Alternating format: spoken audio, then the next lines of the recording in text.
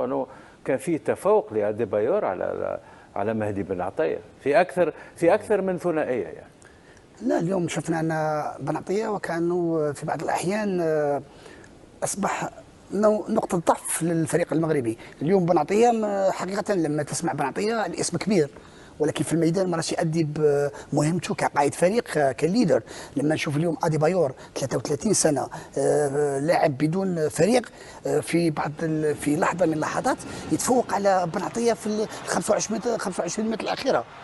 هذه هي اللقطه. حتى في اللقطه الثانيه لما اديبايور كان استلم الكره في العمق بالراس، نظن حتى غلطه بتاع لاعب هاوي. بن عطية كان عليه يغلق وكان عليه ياخذ العمق. ونظن اليوم بن عطية وكانه حقيقه بن عطية اليوم في الفريق المغربي يلعب اكثر باسمه من امكانياته.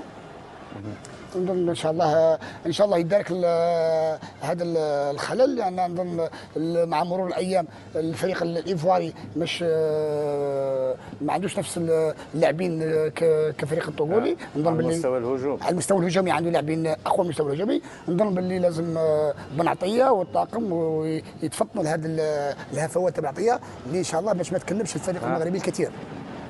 بن عطية يعتبر لاعب مميز على مستوى خط الدفاع، لكن من خلال المباراتين يقدم مستوى متواضع. ثانية هنا من كرة طويلة لعبت على مرحلتين فقط، من منطقة الجزاء إلى منتصف الملعب إلى منطقة الجزاء الأخرى.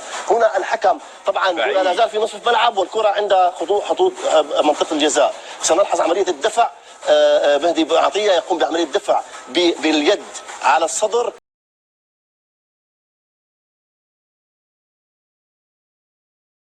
طبعا استطاع اللاعب ان يستخلص الكره منه، وهو كالو قام بعمليه عرقله من الخلف ومن ثم عمليه لمس الكره. ابعدت الكره عن حوزه اللاعب الذي كان لديه هجمه واحده. سنلحظ هنا سقوط، وهنا يلعب الكره باليد اليسرى بعيدا عن متناول اللاعب. سنلحظ في الزاويه الاخرى وسنلحظ هنا العرقله.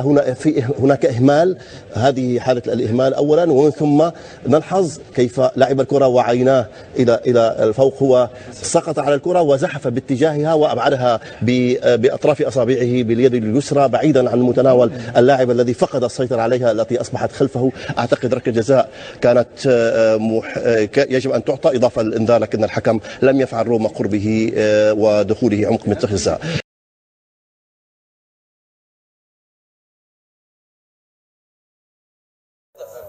لقطة هدف ولقطة أخرى أعطى لنا فيها فرصة سانحة للمنتخب المصري. شكرا علينا. جيد شوف هذه، شوف هي اللخبطة في التعامل مع الكرة. 54 وين هذا مكانك؟ هذه أمورك. هذه تشبه هدايا العيد. تشبه هدايا العيد. هو أخذ قرارين فيها شام، يعني أخذ قرار ولا قرار كان صحيح؟ قرارين غلط، يعني قرارين غلط، وعايز يرجع لحارس مرمى وفي نفس الوقت عايز يحتفظ بالكرة برجله. طبعا كان ممكن لا يرتكب ضربة جزاء. كان ممكن فيها يعمل خطأ. تعمل واللاعب مش جاهز بدنيا حتى في الهدف وجه شبه هنا نتحدثوا على وجه شبه مع عبد النور وجه الشبه مسلسل نفسه.